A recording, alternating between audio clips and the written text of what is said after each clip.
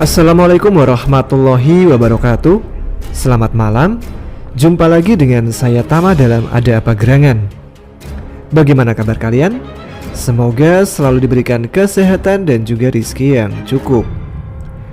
Pada episode kali ini ada kiriman cerita dari Mas Adit tentang pengalaman mistisnya ketika mendaki ke Gunung Gede Pangrango bersama Mas Tian. Yang menunggu kisah dari Mas Tian, langsung saja. Teman-teman Ada Apa Gerangan, ceritanya mulai dari sini.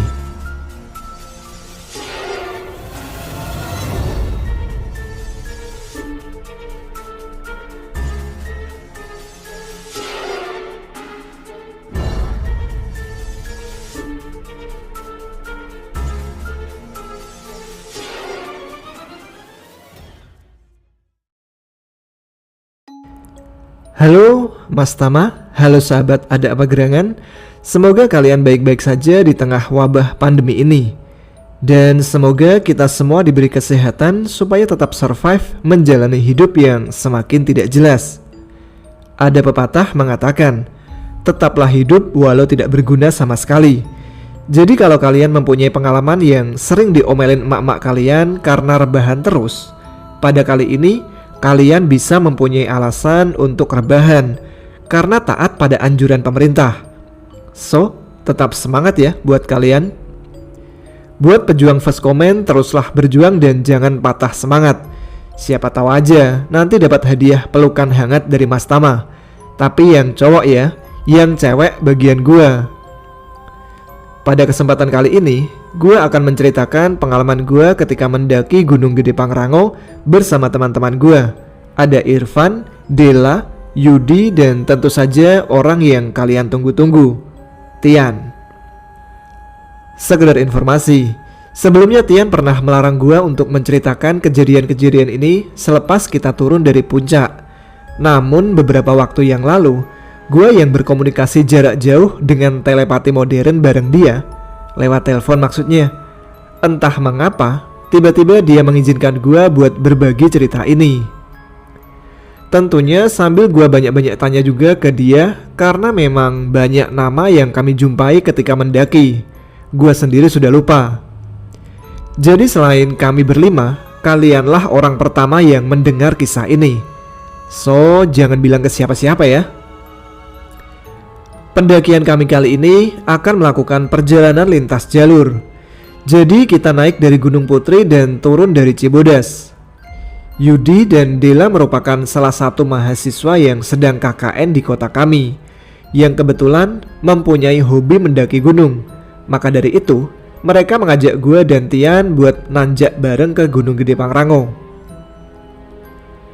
Pendakian kali ini bermula ketika keisengan gue dan Tian yang lagi ngomongin beberapa gunung. Hal ini kemudian didengar oleh dua mahasiswa yang sedang melakukan KKN di kota kami. Dan akhirnya mereka mengajak kami untuk melakukan pendakian ke Gunung Gede Pangrango di 2 atau 3 minggu ke depan. Awalnya Tian menolak tanggal yang telah disepakati oleh kami. Namun karena memang di situ cuma satu-satunya libur panjang dan nyambung tanggal merah, makanya kami memaksakan diri untuk tetap berangkat. Dan mungkin dengan berat hati, Tian mengikuti keputusan yang telah kami buat. Irfan yang mendengar rencana kami pun berinisiatif untuk ikut mendaki. Gua sih oke aja, toh makin banyak orang makin rame. Lagian tenda yang kita punya juga berkapasitas 6 orang, jadi nggak masalah lah. Akhirnya yang lain pun menyetujuinya. Untuk mempersingkat waktu, persiapan dan perjalanan gue skip aja ya. Nggak penting banget buat diceritain. Lagian gue takut kalian dimarahin mama kalian karena kelamaan main HP. Yang pasti sih kita jalan ke sana naik angkutan umum. Oke lanjut. Lanjutannya kita sudah sampai di base camp aja nih ya. Kita sampai base camp pada jam 6 pagi. Awalnya kami berencana akan langsung naik, namun dirasa kami kurang beristirahat. Akhirnya kami memutuskan untuk tidur terlebih dahulu untuk menyegarkan mata dan badan yang sudah lelah akibat perjalanan tadi. Tentunya setelah mengisi perut dulu ya. Selepas zuhur, kami semua terbangun untuk melakukan sholat duhur, makan siang, dan lain sebagainya. Dan setelah semuanya beres, kami melakukan awal perjalanan dari base camp ini dengan formasi Yudi sebagai leader, disusul Dela, Irfan, gua, dan Tian sebagai sweeper. Perjalanan awal didominasi oleh perkebunan dan persawahan para penduduk sekitar. Dengan berjalan santai dan diselipin dengan candaan-candaan, membuat perjalanan kami semakin bersemangat. Tak lupa juga kami untuk beristirahat sejenak-sejenak, hanya sekedar untuk minum atau menghisap sebatang rokok, dan tak terasa, akhirnya kami sampai di Buntut Lutung. Kami beristirahat kembali untuk menunaikan sholat asar. Setelah selesai, kami pun lanjut berjalan kembali. Dan kali ini treknya begitu menguras tenaga, karena bisa dibilang trek tanpa bidang datar yang dipenuhi bebatuan dan akar-akar dari pepohonan. Jujur gue mengkhawatirkan kondisi dari Dela, karena bagaimanapun kan dia seorang cewek yang notabene kondisi fisiknya tak begitu kuat. Bahkan mungkin moodnya juga suka berubah-ubah sendiri. Maklumlah, cewek pasti paham kan kalian semua. Namun apa yang gue khawatirkan ternyata salah. Dia begitu strong dan terbukti dengan melalui trek yang seperti ini, dia masih bisa meladeni candaan-candaan dari kita, dan kadang-kadang nyanyi-nyanyi sendiri. Sekitar 2 jam kami melintasi tantangan trek seperti ini, dan akhirnya sampailah kami di Lawang Seketeng. Kami kembali berhenti untuk menunaikan sholat maghrib dan sholat isya, sehingga kami berhenti agak lama. Lumayanlah bisa memulihkan energi kami yang tadi terkuras. Kopi hitam panas menemani kami di sela-sela istirahat yang lumayan panjang.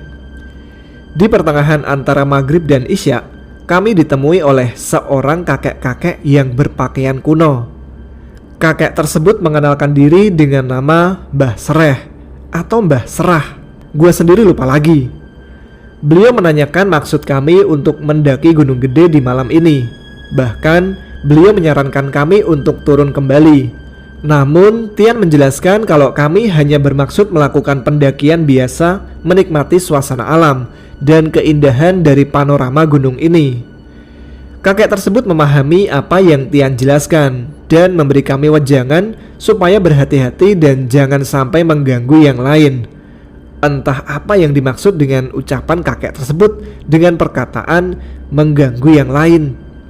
Toh selama ini juga kami melakukan pendakian yang sewajarnya saja. Tak berselang lama, kakek itu pamit pergi meninggalkan kami, dan kami pun melanjutkan acara istirahat kami. Selepas sholat isya dan sekitar jam 8 malam, kami melanjutkan perjalanan lagi. Udara dingin mulai menyelimuti kami, menemani perjalanan malam yang lumayan sunyi. Berharap akan mendapatkan bonus, namun harapan tinggal harapan. Ternyata trek yang kami lalui masih sama seperti tadi, yang masih penuh tanjakan yang bikin ngos-ngosan dan dihiasi rimbunan pepohonan yang begitu lebat. Lebatnya pepohonan seolah menandakan petualangan kami dimulai. Masih di tengah trek yang lumayan terjal dan dengan formasi yang sama, Yudi meminta kami untuk berhitung. 1. Teriak Yudi. 2. Disambut Dela. 3. Irfan pun gak mau kalah. 4.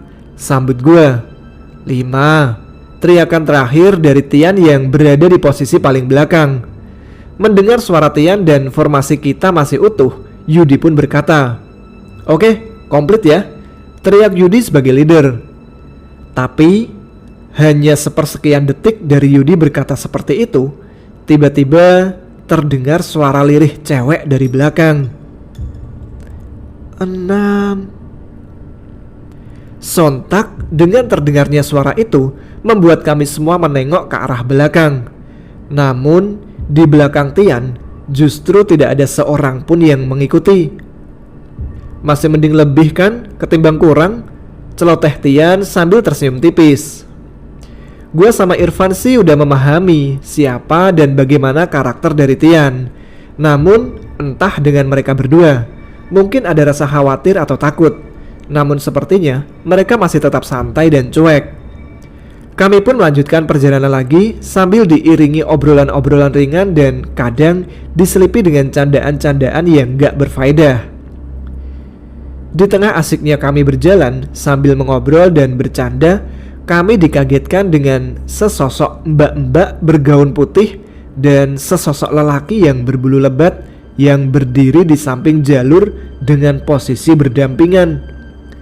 Sontak, Yudi yang paling depan langsung berhenti dan tiba-tiba terdiam 1000 bahasa. "Lanjut aja Yud, jalan." Yudi yang mulai tersadar dengan teriakan Tian pun akhirnya melanjutkan perjalanannya, dan kami semua mengikutinya dari belakang. Setelah melewati 2 makhluk itu beberapa langkah, Tian melemparkan rokoknya yang dia hisap ke arah makhluk tersebut. Entah apa maksudnya, gue sendiri juga nggak tahu. Mungkin dipalak atau jatah preman kali. Gue heran deh, kenapa sih Mbak K itu ada di mana-mana? Gak di gunung, gak di sawah, gak di rumah kosong. Celoteh Irfan. "Lagi ngapel kali mereka mas," jawab Yudi yang berada paling depan. "Lihat tuh Dit, setan aja punya pasangan. Masa lu kalah sama setan?" Kali ini Tian meledek gue. "Jodoh udah ada yang ngatur Yan, santai aja lah." Gua pun membela diri. "Kalau nggak dapet cewek berarti lu susah diatur Dit." Irfan pun ikut mencela gua. Iya, tar balik dari gunung gua nikahin si Dela buru-buru deh, biar cepat dapat jodoh," jawab gua membela diri lagi. "Ogah mas, lu pengangguran," jawab Dela singkat. "Kasihan amat nasib lu Dit, udah jomblo, pengangguran pula." Tian pun tak henti-hentinya meledek gua. "Gua jomblo yang bermartabat Yan. Gua bukan gak laku, tapi kalau barang mahal gak sembarangan orang bisa memiliki gua Yan."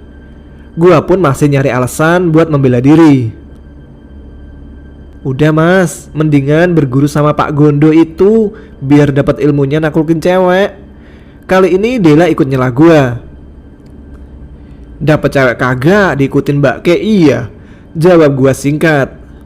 Kami pun melanjutkan perjalanan kami dengan sisa-sisa tenaga yang tersisa. Dan tepat pada jam 10 malam, kami tiba di Simpang Maleber. Kami kembali beristirahat setelah melakukan 2 jam perjalanan yang hampir tanpa bonus sama sekali. Di tengah-tengah beristirahat, gua membuka obrolan. "Del, lu gak capek?" tanya gua ke Dela. "Masih kuat kok mas, santai aja," jawab Dela. "Tenang aja mas, Dela udah biasa mendaki kok," Yudi ikut menyahut. "Gak usah sok perhatian deh lu Dit, fokus ke badan sendiri aja. Nafas udah kembang kempes tuh, sok merhatiin orang," celoteh Tian yang kembali ngeledek gua. "Biarin aja sih Yan, lu gak seneng amat ada orang lagi usaha." Irfan pun ikut nimbrung. "Usaha mah kerja mas, udah jelas ada hasilnya," sambung Dela kembali. Entah mengapa gua merasa gua yang selalu menjadi bulan-bulanan sama teman-teman gua. Bahkan kedua mahasiswa yang baru gua kenal pun sudah berani menghujat gua. Tapi gua sadar sih, mereka melakukan hal ini cuma canda-candaan, tanpa bermaksud menyinggung atau apapun. Yang pasti, gua sendiri tahu gimana sifat aslinya teman-teman gua ini. Kok jadi curhat sih? Lanjut ke cerita. Selesai kami beristirahat, kami pun melanjutkan pendakian kami dan akan berencana membuka tenda di Surya Kencana. Setapak demi setapak trek kami lalui dengan perlahan, dengan bermodalkan headlamp sebagai satu-satunya sumber penerangan dalam pendakian kami. Hingga pada suatu saat, samar-samar terlihat seorang pendaki cewek yang sedang duduk termenung di pinggir jalur. Gua berpikir, apa mungkin itu pendaki yang terpisah dari rombongan ya? Semakin dekat, semakin jelas sosok cewek itu. Dan memang benar saja, itu pendaki cewek yang duduk sendirian. Kami menyapa pendaki cewek itu. "Permisi mbak, duluan ya," ucap Yudi sopan. Melihat dia sendirian, spontan jiwa pahlawan gua berontak dan keluar. Jujur gua merasa kasihan kalau misalnya cewek itu benar-benar terpisah dari rombongannya. Gua berhenti sejenak dan Tian mengikuti gua. Sambil terduduk, gua bertanya, "Maaf mbak, kok sendirian? Teman-temannya mana?" Tanya gua. Tanpa menjawab dari pertanyaan gua, cewek itu menoleh ke arah gua. Dan betapa gua terkejutnya melihat muka cewek itu hancur berantakan. Sepertinya sulit untuk dituliskan seperti apa muka cewek itu. Yang pasti, bola matanya keluar, mukanya penuh luka, serta dihiasi belatung-belatung kecil berwarna putih. Belatung-belatung itu menggeliat-geliat. Refleks, gue langsung berdiri dan mengajak Tian buat lari menyusul teman-teman yang lain. "Yan, ayo Yan, buru Yan," ucap gue terbata-bata. Melihat gue panik, Tian pun tertawa terbahak-bahak sambil mengejar gue. "Gimana usahanya?" tanya Tian ke gue. "Ah, lu kenapa gak bilang sih kalau itu bukan manusia?" Gue bertanya balik ke dia. "Lah lu gak nanya dulu kan, main nyamperin." "Ya gue kira lu beneran suka," jawab Tian sambil tersenyum kecil. "Ah, gak lucu tau Yan, ngeri gue," jawab gue. "Ah, lagian kayak yang baru pertama kali aja lu ngeliat yang kayak ginian," ucap Tian. "Tapi tetap aja ngeri Yan. Gak mau gue Yan ketemu yang kayak gini-ginian," gue kembali menjawab. "Udah, lanjut jalan lagi, ntar makin jauh sama teman-teman," ucap Tian lagi. Ketika kami berdua sudah menyusul teman-teman yang lain, Irfan pun bertanya, "Dari mana aja lu Dit?" "Kencing," jawab gue singkat. "Si Adit mau meraktekin ilmunya buat naklukin cewek," jawab Tian sambil tertawa kecil. "Maksudnya?" tanya Irfan lagi. "Udah, lanjut jalan aja, biar cepet sampai, jangan banyak nanya." Kali ini gue memotong pembicaraan mereka. Kami pun lanjut berjalan. Dan di sela-sela gue yang masih gemeteran, gue mencoba menyalakan sebatang rokok untuk menenangkan diri sekaligus menghangatkan badan, karena udara yang mulai agak dingin. Hisapan demi hisapan dari asap rokok gue hirup seperti biasanya, hingga tanpa sadar, tiba-tiba dari kepulan asap itu menyerbak aroma wangi yang begitu tajam di hidung gue. Beberapa detik setelah gue mencium aroma wangi itu, kemudian kami semua saling tatap, yang artinya bukan hanya gue yang mencium bau ini. Dan lagi-lagi Tian menyerukan untuk terus lanjut berjalan. Kami pun terus berjalan tanpa memperdulikan aroma wangi yang tercium di hidung kami. Hingga pada suatu saat ada yang memanggil nama Tian dari belakang. Sontak kami semua menoleh ke arah belakang. Dan lagi-lagi kami dikejutkan dengan sesosok kakek-kakek dengan berpakaian adat kuno. Kakek-kakek itu berkata, "Cepat lanjut berjalan.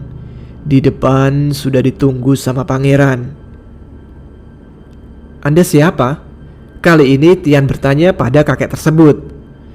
"Saya Layang Gading yang tinggal di sekitar sini," jawab kakek itu dengan singkat. Gua berpikir mungkin itu penduduk yang biasa tinggal di sekitar sini. Tapi terbersit pertanyaan, masa iya ada penduduk yang tinggal di tengah hutan dan sudah berada di atas gunung lagi? Namun hati gue tetap berusaha meyakinkan kalau itu benar-benar manusia yang tinggal di sekitar gunung ini. Karena mendengar dari kata-kata beliau yang tinggal di sekitar sini, meskipun ragu, namun gue tetap meyakinkan diri kalau itu benar-benar penduduk sekitar. Setelah bertemu dengan sosok kakek itu, kami lanjut berjalan lagi. Dan tanpa terasa, akhirnya kami telah sampai di alun-alun Surya Kencana. Kami beristirahat sejenak sambil memandangi keindahan alun-alun Surya Kencana di remang-remangnya suasana malam. Terlihat beberapa tenda dan beberapa pendaki yang sedang bercengkrama di depan tendanya. Memang tidak lumayan banyak, namun dengan kehadiran pendaki-pendaki lain itu bisa memecahkan kesunyian di malam hari. Setidaknya kami merasa ada yang menemani buat tidur malam ini. Setelah dirasa istirahat cukup, kami membagi tugas. Yudi dan Irfan mendirikan tenda, Dela memasak, sementara gua dan Tian berkeliling mencari kayu bakar untuk membuat api unggun. Awalnya kami mencari kayu bakar dari sisa-sisa ranting yang berjatuhan di pinggiran tempat kami mendirikan tenda. Namun tanpa terasa kami berjalan agak menjauh dan sampai masuk ke semak-semak. "Yan, balik lagi yuk, udah kejauhan nih," ajak gua ke Tian. "Udahlah, nanggung, lagian emang ranting-ranting yang kering kebanyakan dari semak-semak gini kan," jawab Tian santai. Meskipun hati gua udah merasa was-was, tapi dengan ucapan Tian yang meyakinkan, gua pun mencoba buat tenang. Satu persatu ranting kering kami kumpulkan secara perlahan, hingga tanpa disadari, bau wangi yang tadi tercium di trek kini tercium lagi.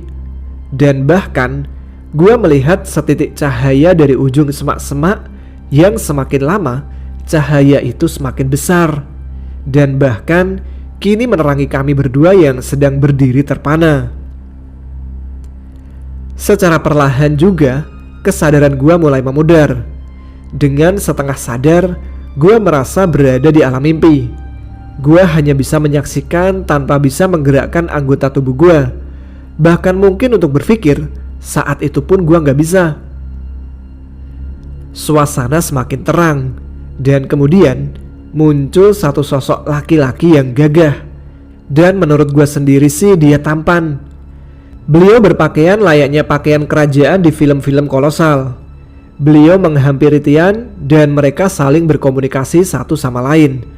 Entah apa yang mereka bicarakan, karena tiba-tiba pendengaran gue menghilang.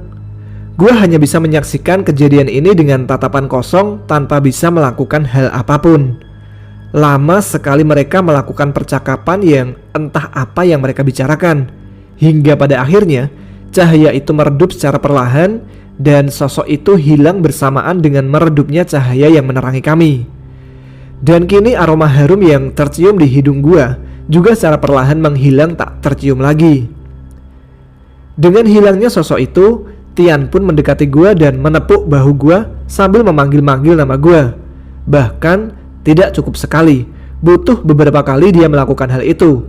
Menurut cerita dia sih. Gue yang mulai tersadar coba bertanya ke Tian. "Yan, tadi itu siapa?" "Udah, tar di tenda gue ceritain," jawab dia. "Udah ayo balik ke tenda, udah cukup kok kayunya," kembali dia berucap. Gue yang melihat memang kayu yang kita kumpulin udah lumayan agak banyak, akhirnya mengikuti dia buat balik ke arah tenda yang sedang dibangun teman-teman gue. Sesampainya di tenda, ternyata tenda telah selesai dibangun. Namun masakan belum sepenuhnya matang semua. Sehingga kami memutuskan untuk membakar kayu yang kami bawa sembari menunggu masakan yang dimasak Dela matang. Tak lama dari api unggun menyala dengan terang, makanan pun matang. Dan kami menikmati makanan panas di tengah suasana dingin yang menyelimuti kami. Setelah makanan habis, kami melanjutkan ritual api unggun ini dengan ditemani secangkir kopi hitam dan beberapa batang rokok sambil ngobrol ngalor ngidul mencairkan suasana. Di tengah-tengah kami mengobrol, gue teringat dengan kejadian beberapa saat lalu ketika mencari kayu bakar. Lalu gue menanyakan hal itu ke Tian. "Yan, tadi pas nyari kayu bakar itu siapa ya?" tanya gue. "Hah? Lo ketemu apaan, Dit?" Irfan pun ikut bertanya. "Beliau itu Pangeran Surya Kencana yang mendiami wilayah ini," jawab Tian. "Terus, lo tadi ngapain sama beliau?" tanya gue yang makin penasaran. "Beliau mengundang gue buat ikut di pesta mereka. Kan malam ini malam satu suro. Malam satu suro merupakan salah satu hari besar buat bangsa mereka," jawab Tian lagi. "Terus, lu mau ikut, Yan?" Kali ini Irfan ikut penasaran. "Ya enggak lah, kan tadi gua udah bilang tujuan gua mendaki cuman buat menikmati suasana alam, buat ngilangin stres, nggak lebih dan nggak kurang, bukan buat yang lain," Tian menjelaskan. Masih di gunung kok ngomongin gini sih?" Kali ini Dela protes. "Iya nih, serem tahu." Yudi pun ikut menyambung perkataan Dela. "Udah, tenang aja. Toh kita juga nggak ngapa-ngapain kan. Yang penting kita tetap jaga adab sama tetap berdoa." Kali ini gua sok bijak menasehati mereka berdua. Malam semakin larut dan dingin semakin menusuk tulang rusuk.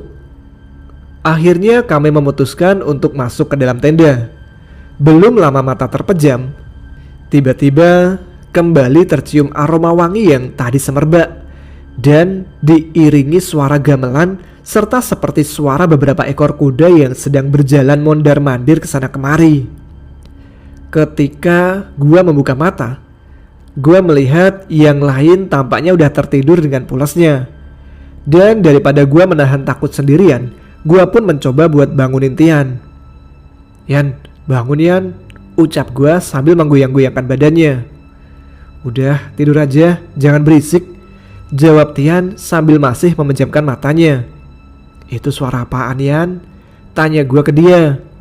"Itu pestanya mereka. Kalau lu masih berisik aja, mending lu keluar aja ikutan sama mereka," jawab Tian lagi. "Gila lu Yan," jawab gua. "Ya udah makanya tidur, gak usah peduliin mereka," kembali Tian menjawab. "Mereka gak bakalan nyamperin kita kan Yan?" tanya gua lagi. "Sekali lagi lu ngomong, gua suruh mereka nyamperin elu nih," Tian menjawab dengan sedikit agak kesal. Iya gua tidur Yan. Gua mengalah daripada disamperin sama mereka. Gua mencoba buat memejamkan mata, namun entah kenapa pikiran gua seolah membayangkan hal yang enggak. Dan akhirnya gua pun sulit buat tertidur. Mau tidur susah, keluar juga takut.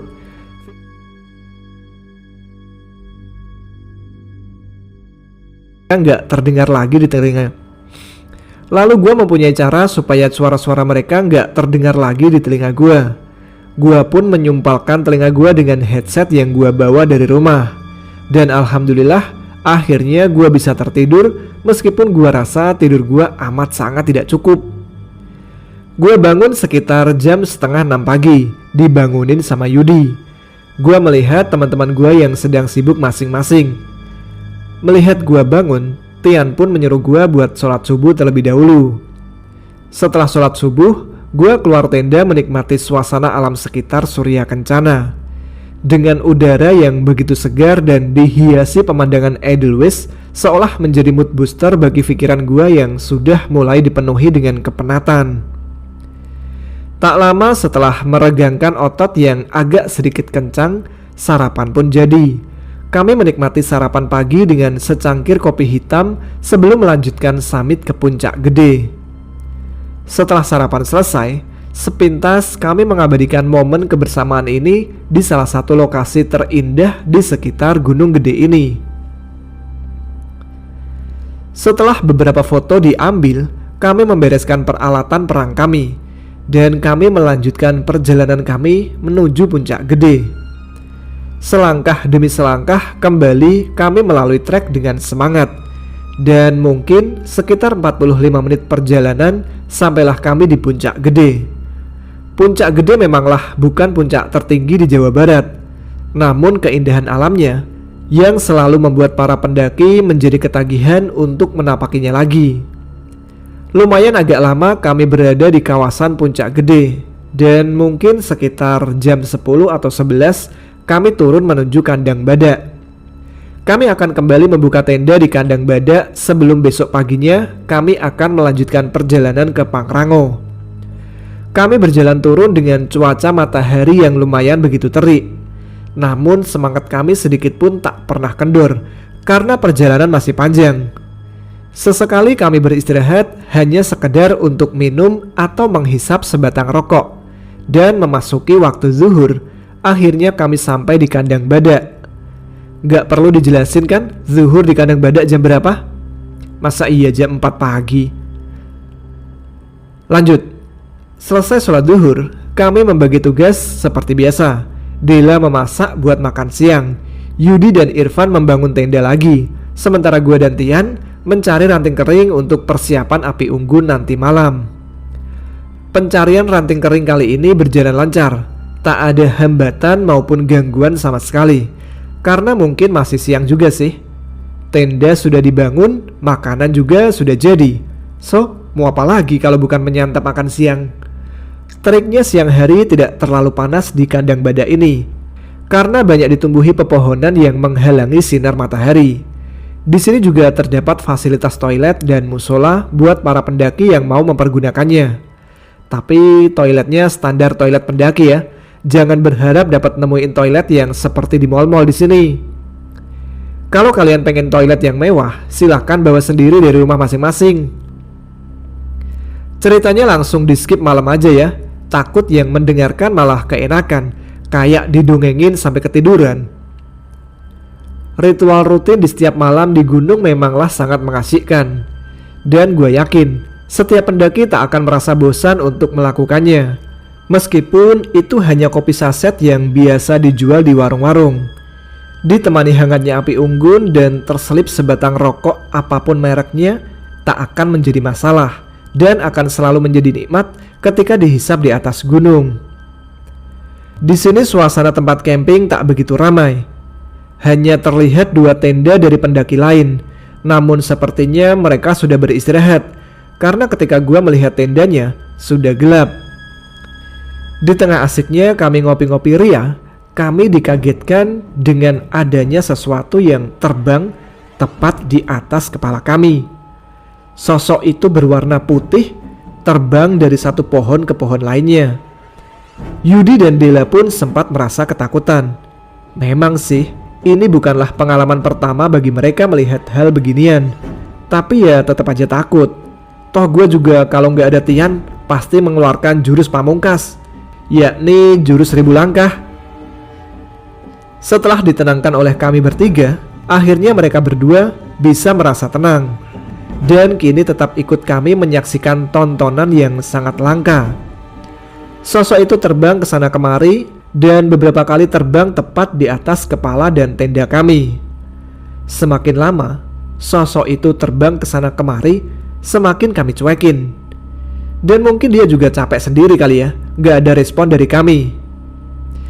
Nih, buat teman-teman ada apa gerangan, gua kasih tips. Jadi kalau kalian ketemu yang kayak begituan, mendingan cuekin aja. Lama-lama juga ntar doi capek sendiri. Gua sih selalu begitu kalau lagi sama Tian. Tapi kalau lagi sendiri ya mending. Lanjut cerita aja ya. 2 gelas kopi udah gua habisin, dan berbatang-batang rokok udah mulai menjadi puntung. Malam pun kian larut, namun mungkin karena efek dari kopi, kantuk pun enggan hinggap di mata gua. Dan sepertinya gua melihat ke yang lain juga sama. Kopi kini berganti dengan cemilan untuk menemani kami ngobrol. Di sela-sela kami sedang asik mengobrol, tiba-tiba kami seperti dilempari kerikil-kerikil kecil dari arah samping. Dan ketika gua menoleh ke arah samping, kalian tahu nggak apa yang gua lihat? Sayangnya gua nggak ngelihat apa-apa di situ. Maksudnya beruntung sih gua nggak lihat apa-apa, karena menurut Tian, sosok yang melempari kami itu nanti bakal gue ceritain di belakang ya. Beberapa kali kami dilempari kerikil-kerikil kecil, bahkan hingga mengenai badan kami. Sampai akhirnya Tian pun mengajak kami semua untuk masuk ke dalam tenda. Sebenarnya kami di dalam tenda nggak langsung tidur sih, namun tetap meneruskan acara ngobrol-ngobrol kami. Hanya pindah tempat saja, sekalian pindah posisi sambil rebahan. Gangguan pelemparan kerikil sejenak berhenti, namun sepertinya mereka masih mempunyai cara untuk mengganggu kami. Kini tenda kami seperti digoyang-goyang, dan sesekali terlihat cetakan tangan yang menurut gua besarnya di atas normal menekan ke tenda kami. Apaan sih itu Yan? Tanya gua ke Tian. Gak tahu, iseng amat sih kayaknya, jawab Tian. Gimana ini mas? Tanya Dela yang mulai ketakutan. Sikat aja Yan, bakar kek atau apa kek? Irfan pun ikut menyahut. Bakar-bakar, lu kira sampah main bakar-bakar aja? Tian kembali menjawab. Terus gimana dong mas? Mana bisa tidur kalau terus diganggu gini? Kalau ada yang iseng ya isengin balik lah, jawab Tian singkat. Caranya mas? Yudi kembali bertanya penasaran. Caranya cuekin aja, anggap mereka nggak ada. Tian pun menjawab pertanyaan Yudi. Akhirnya kami melanjutkan obrolan kami dengan ditemani gangguan-gangguan yang masih terus berlanjut. Di tengah kami mengobrol, tiba-tiba Tian memukulkan telapak tangannya ke tanah dengan keras, dan terdengar seperti suara orang berlari dari arah luar tenda. Hal itu membuat Yudi terheran-heran. "Kenapa, Mas?" tanya Yudi ke Tian. "Nyamuk," jawab Tian singkat. Jujur gua sih paham kenapa Tian memukulkan telapak tangannya ke tanah. Nyamuk mungkin cuma dijadikan alasan Tian aja, supaya para mahasiswa ini gak dibuat heran. Lagian kalau dipikir-pikir, perasaan mana ada nyamuk di atas gunung gini. Dan memang terbukti, setelah Tian memukulkan tangannya, tak ada lagi gangguan-gangguan yang kami alami. Kami terus mengobrol hingga entah siapa yang mengawali. Akhirnya kami tertidur pulas satu persatu. Kami bangun menjelang subuh. Tian mengajak gue untuk sholat subuh terlebih dahulu sebelum melakukan summit. Sebelum kami melaksanakan sholat subuh, gue yang merasa kebelet pun meminta Tian supaya mau nganterin pipis. Akhirnya Tian nganterin gue menuju toilet yang letaknya hanya beberapa meter saja dari tenda kami. Selepas kami ke toilet, Tian berbicara ke gue. "Dit, mau tahu nggak siapa orangnya yang tadi gangguin kita?" tanya Tian ke gue. Gue yang awalnya berpikir itu makhluk penghuni sekitar sini, tiba-tiba menjadi penasaran karena Tian bilangnya orang yang ganggu, bukan makhluk yang ngeganggu. "Mana Yan orangnya? Biar gue tegur sekalian. Gangguin orang istirahat aja," jawab gue yang sedikit emosi. "Tuh Dit," jawab Tian sambil menunjuk ke arah salah satu pohon yang menjulang tinggi. "Anjir, lo tadi bilangnya orang, kok malah beginian?" jawab gue agak gugup. Di sini gue melihat sepertinya sih sosok laki-laki yang berbadan besar, tingginya hampir sama dengan batang pohon itu, dengan kedua tangan yang berkuku panjang, rambut panjang, muka hitam pekat, dan mata merah menyala. Dia sedang memandangi di sekitaran lokasi tempat kami ngecamp. Tian terkekeh melihat gue yang memang saat itu lumayan ketakutan. "Sono samperin, tegur Gih," balas Tian. "Buru Yan balik tenda," ajak gue sembari menggandeng tangan Tian. "Gak usah gandengan tangan juga kali, nanti terjadi fitnah. Gini-gini gue juga masih normal Dit," jawab Tian masih sambil tertawa. "Udah buru ah," kembali gue menjawab tanpa memperdulikan perkataan Tian. Akhirnya kami kembali ke tenda dengan perasaan gemeteran. Mungkin bukan kami sih, sepertinya cuma gue aja. Selepas sholat subuh dan memakan sedikit makanan, kami melanjutkan perjalanan kami menuju puncak Pangrango dengan membawa bekal secukupnya saja. Kami berharap masih menemukan sunrise di puncak. Namun sepertinya nasib tak berpihak kepada kami. Ketika kami sampai di puncak, waktu sudah menunjukkan jam 7 lewat. Mungkin karena tadi terpotong sholat subuh sama ngemil dulu kali, sehingga kami agak telat. Tapi itu semua bukanlah hal yang harus disesali, karena meskipun tak mendapat sunrise, pemandangan puncak Pangrango tetap memancarkan keindahan dari ciptaan sang penguasa alam.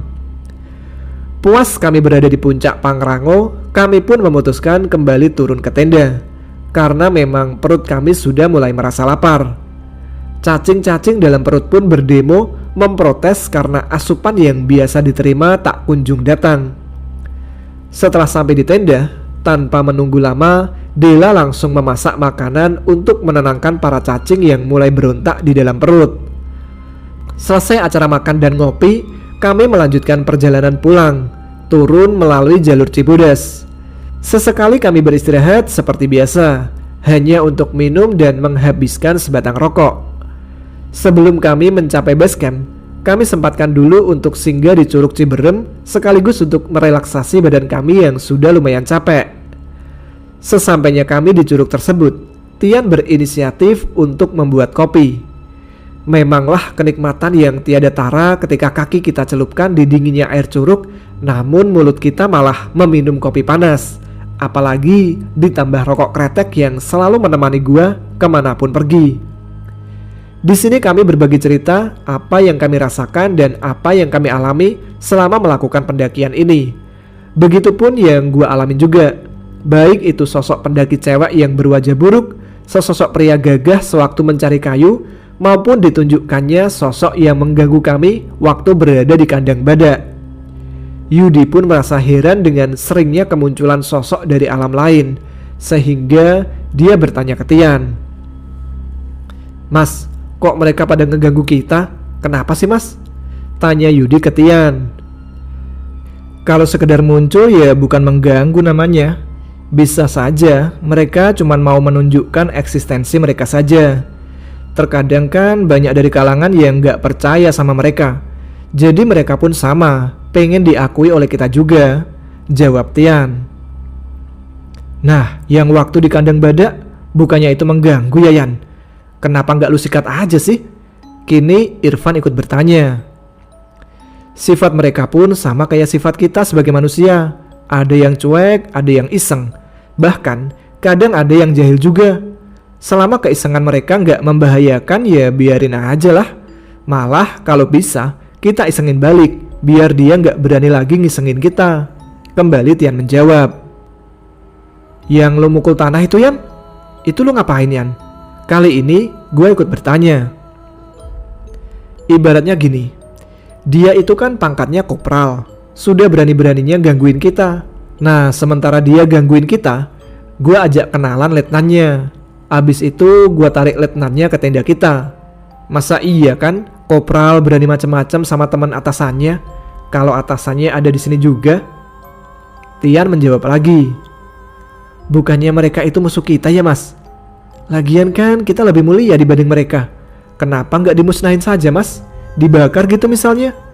Dela juga tak mau kalah ikut bertanya ke Tian.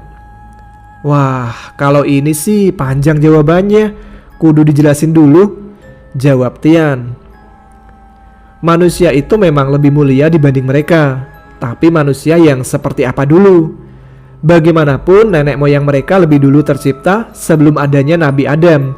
Bahkan nenek moyang mereka mempunyai banyak gelar yang salah satunya Al-Abid, yaitu yang paling tekun dalam beribadah. Cuman gara-gara sombong dan takabur gak mau bersujud kepada Nabi Adam, makanya iblis diusir dari surga. Nah, sementara kita bukan hanya sombong dan takabur, hampir segala macam maksiat sudah kita lakuin. Ya berbohong, ya bikin sakit orang lain, ya korupsi, ya macam-macam pokoknya," jawab Tian menjelaskan. "Iya, banyak pejabat di Indonesia tuh lebih bejat dari iblis. Banyak yang korupsi," Irfan memotong perkataan dari Tian. "Korupsi bukan cuma soal duit. Lu lagi kerja nyolong-nyolong waktu buat tidur juga udah termasuk korupsi. Lu sering bawa barang-barang kantor buat digunain di rumah juga sama aja itu maling dari duit bos lu," Tian kembali menjawab. "Untung gue pengangguran, jadi gak ada yang bisa dikorupsi. Kali ini gue yang memotong, membanggakan diri gue sendiri sebagai pengangguran. Itu kan dulu mas, sebelum adanya kita sebagai manusia. Sementara sekarang kan iblis udah dilaknat sama Allah akibat kesombongannya itu mas. Dan banyak dari anak buahnya itu selalu menggoda bahkan mengganggu kita untuk ingkar ke Allah." Kali ini Yudi berkata kritis ke Tian. "Ya bagaimanapun itu juga kan mereka tetap makhluknya Allah yang Allah izinin buat hidup berdampingan dengan kita. Dan wajib kita akui keberadaannya. Masalah menggoda dan mengganggu ya itu merupakan kodratnya iblis dan anak-anak buahnya. Sementara kodrat kita sebagai manusia kan sebagai khalifah di muka bumi ini dengan menjalankan perintahnya dan menjauhi apa yang dilarang Allah.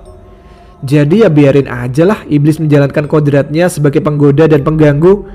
Namun kita juga harus tetap sadar kodrat kita sebagai manusia jangan sampai tergoda.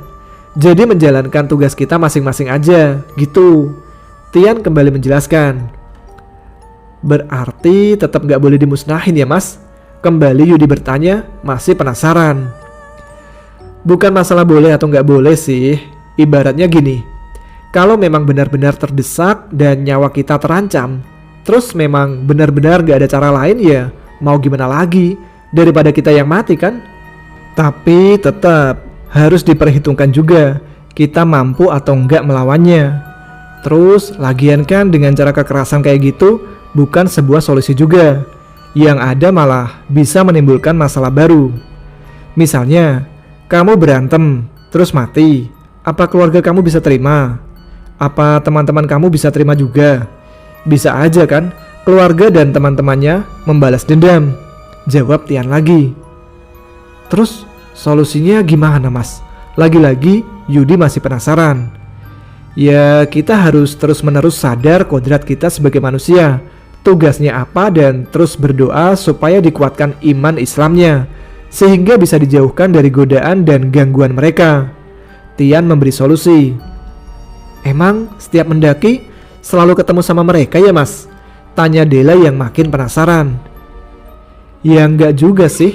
Kita beberapa kali ke Ciremai, terus ke gunung lainnya, sering juga aman damai sentosa tanpa nemuin mereka.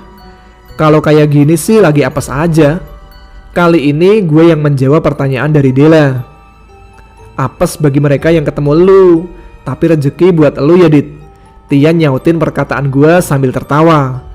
Sebenarnya di sini banyak percakapan yang bisa diambil pelajaran oleh kita.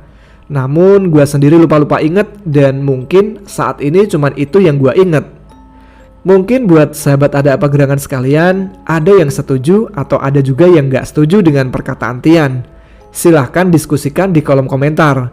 Siapa tahu aja Tian membaca komentar dari kalian dan berkenan membalasnya. Setelah istirahat panjang kami dirasa cukup, kami melanjutkan perjalanan kami menuju ke base camp. Dan alhamdulillah kami bisa pulang ke rumah dengan adem ayem tentrem tanpa ada satu hambatan pun. Dan sebelum gue mengakhiri cerita ini, gue mau minta doa dari teman-teman Ada Apa Gerangan sekalian untuk Tian yang saat ini sedang menjalani isolasi mandiri, yang sebelumnya telah dinyatakan positif COVID-19. Maklumlah, kerjaan dia yang mobilitasnya tinggi yang harus pergi keluar kemana-mana sehingga menanggung resiko yang begitu besar. Semoga cepat sehat, lekas pulih seperti sedia kala, dan semoga wabah ini cepat berlalu. Sekian kisah yang dapat gue bagiin ke teman-teman sekalian. Dan buat mas tamanya, gue ucapin banyak-banyak matur thank you. Wassalamualaikum warahmatullahi wabarakatuh.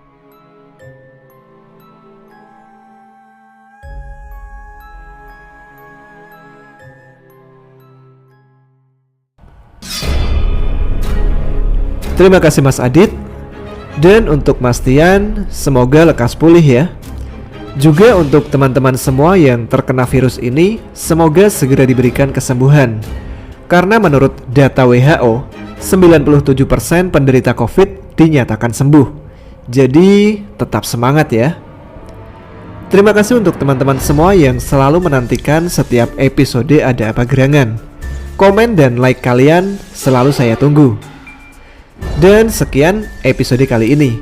Saya Tama akan kembali hadir dalam episode Ada Apa Gerangan selanjutnya. Tetap semangat, jaga kesehatan, selamat malam, selamat beristirahat. Wassalamualaikum warahmatullahi wabarakatuh.